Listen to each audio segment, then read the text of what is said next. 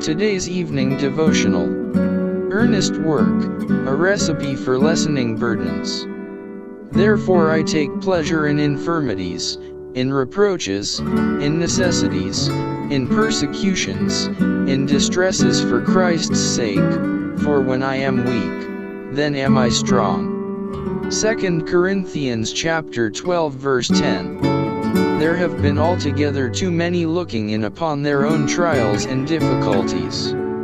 But when they forget self, and look upon the suffering necessity of others, there will be no time to magnify their own griefs. Earnest work for the Lord is a recipe for mind ailments, and the helpful hand to lift the burdens Christ has borne for all his heritage will lessen our burdens, and they will not seem worth mentioning. True, honest work will give healthy action to the mind by giving healthy action to the muscles. It is the constant manufacturing of ills and burdens that kills.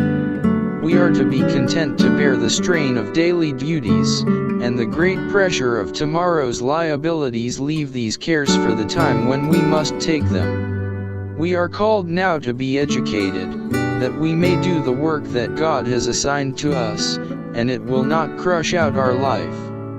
The humblest can have a share in the work, and a share in the reward when the coronation shall take place, and Christ, our advocate and Redeemer, becomes the King of his redeemed subjects. We must now do all in our power to seek personal consecration to God. It is not more mighty men, not more talented men, not more learned men, that we need in the presentation of the truth for this time, but men who have a knowledge of God and Jesus Christ, whom he has sent.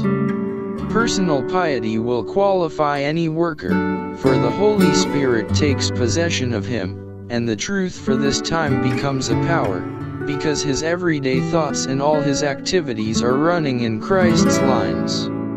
He has an abiding Christ, and the humblest soul, linked with Christ Jesus, is a power, and his work will abide. May the Lord help us to understand his divine will, and do it heartily, unflinchingly, and there will be joy in the Lord.